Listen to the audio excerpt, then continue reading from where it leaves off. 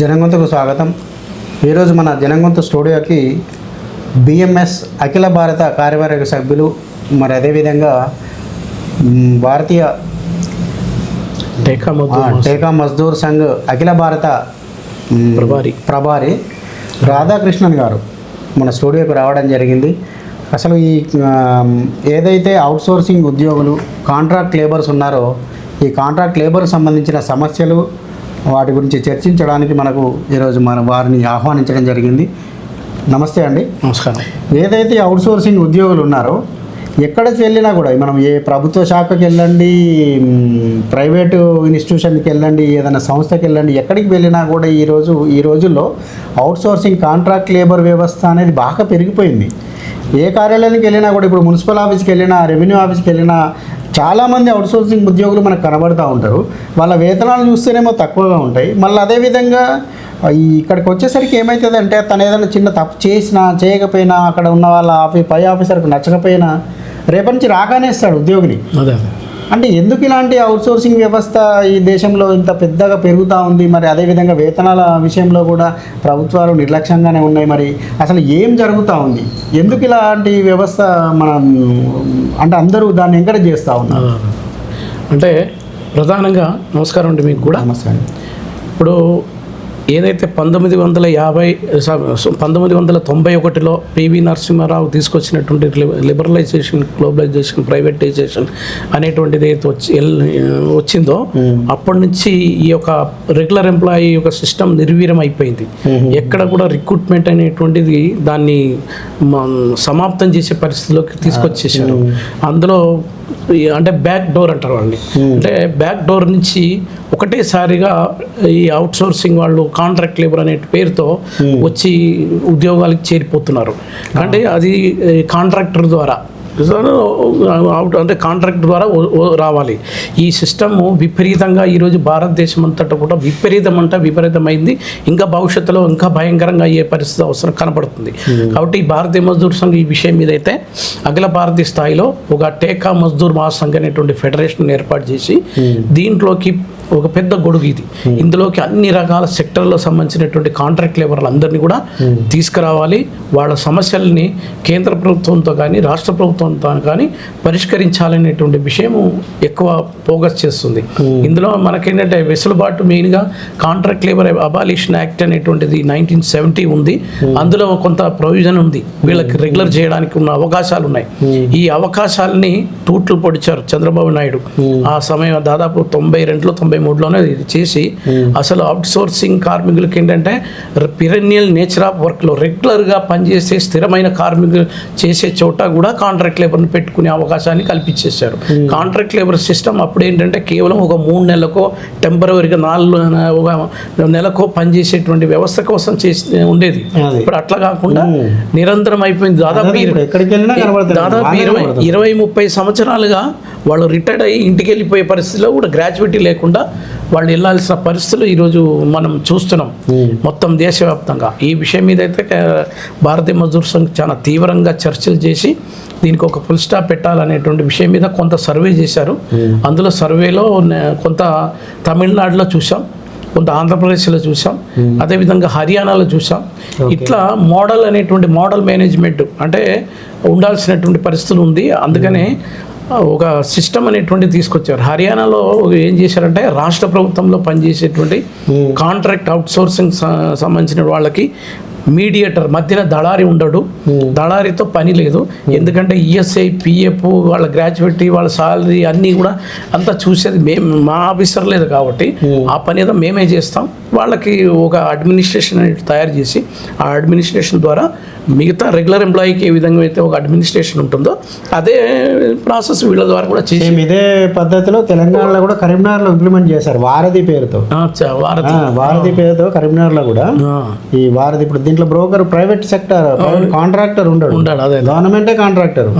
ఇక్కడ వారధి ఒక డిపార్ట్మెంట్, సపరేట్ వింగ్ అన్నట్టు, ఆ వింగే కాంట్రాక్టర్. అదే వారధి ద్వారానే కరీంనగర్లో ఉద్యోగులన్నీ నింపేసి.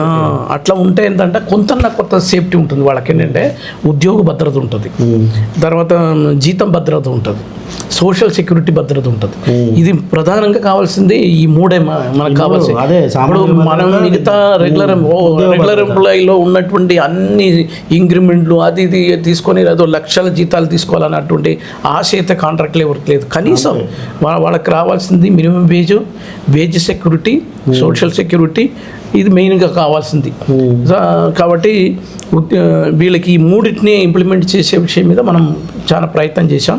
కొంతవరకు కొంత అమలు అవుతుంది కొన్ని చోట్ల. ఈరోజు మోడల్గా హర్యానా ఏం చేసిందంటే ఆ విధమైనటువంటి మొత్తం అక్కడ ఉన్నటువంటి కాంట్రాక్ట్ వర్కర్స్కి అందరినీ కూడా మానిటరింగ్ చేయడం అంతా కూడా మధ్యన దళారీ లేకుండానే వాళ్ళకి social security, wage security, job security. ఎందుకంటే జాబ్ సెక్యూరిటీ అనేటువంటిదే ప్రధానంగా వారు నోరు ఎత్తితే చాలు వాడి జాబ్ సెక్యూరిటీ పోయింది, వాడు అడగలేడు. ఈరోజు రైల్వేలో చూస్తుంటే అధ్వానమైన పరిస్థితి. ప్లాట్ఫారంలో పనిచేసేటువంటి వాళ్ళు, ఊడ్చే వాళ్ళు, దాన్ని క్లీన్ చేసే వాళ్ళ పరిస్థితి ఏంటంటే ఇప్పటికి కూడా సెంట్రల్ గవర్నమెంట్ మినిమం వేజ్ 21,000 అయితే ఆమెకి 7,000 కూడా 8,000 ఇస్తారు. అది దారుణం. ఏంటంటే అందులో కూడా కాంట్రాక్టరు వాళ్ళ యొక్క ఏటీఎంలు తీసుకొని వాళ్ళ జోబులు పెట్టుకుంటాడు. నెల కాగానే ఆ ఏటీఎం నుంచి తను తీసుకోవాల్సింది తీసి మిగిలినది బ్యాంకులేమో మినిమం వేజ్ ఇచ్చినట్టు పడతాయి, కానీ ఆయన తీసుకోవాల్సింది చేస్తారు. ఇంకో కొత్త రకం ఏం చేస్తారంటే ఆల్రెడీ మినిమం వేజ్ చేసి అతనికి ఫోన్ చేసి నాకు ఫోన్పే చేయి అంటాడు, ఇంత పర్సెంటేజ్ నాకు ఫోన్పే చేయి అంటాడు. ఆయన ఫోన్పే చేయాలి, చేయలేదంటే నెక్స్ట్ డే ఆయన ఉద్యోగం ఉంటుంది. ఎన్ని రకాలుగా మార్గాల ద్వారా ఈరోజు శ్రమ దోపిడీ జరుగుతుందంటే ఇటువంటి దళారీ వ్యవస్థ శ్రమ దోపిడీని అరికట్టే ప్రయత్నం చేయాలా, ఒక మంచి వ్యవస్థ ఏర్పాటు చేయాలా. వీళ్ళకి మినిమం వేజ్ విషయం మీద, అసలు ఏదైతే ఈఎస్ఐ పిఎఫ్ విషయం మీద వీళ్ళకి రక్షణ కల్పించాలి, ఉద్యోగ భద్రత కల్పించాలి. ఇది మనకు ప్రధాన డిమాండ్గా మనం పెద్ద ఎత్తున మన ఒరిస్సాలో ఇది మహాసభలు జరిగినాయి. అందులో కొన్ని తీర్మానాలు చేసి కేంద్ర ప్రభుత్వానికి అదేవిధంగా రాష్ట్ర ప్రభుత్వానికి కూడా ఇవ్వడం జరిగింది.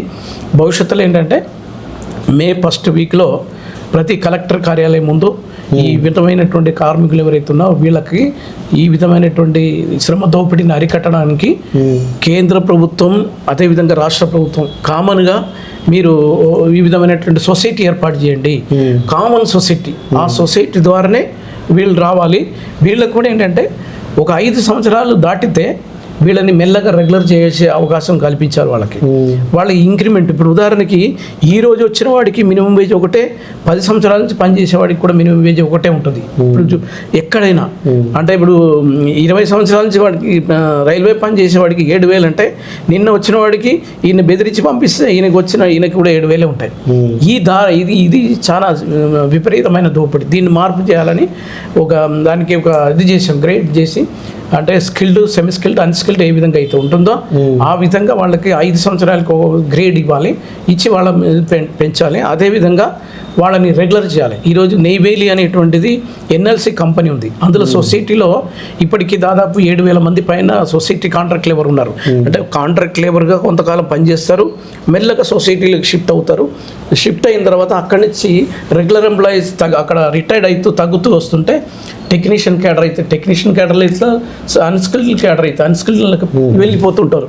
వెళ్ళిపోయి వాళ్ళకి ఏంటంటే ఆ రెగ్యులర్ ఎంప్లాయీస్కి ఏదైతే జీతాలు తీసుకుంటుండేనో దాంట్లోకి మెల్లగా మినిమం రెగ్యులర్ ఎంప్లాయీస్కి ఏదైతే ఉండేనో అందులోకి వచ్చేస్తారు.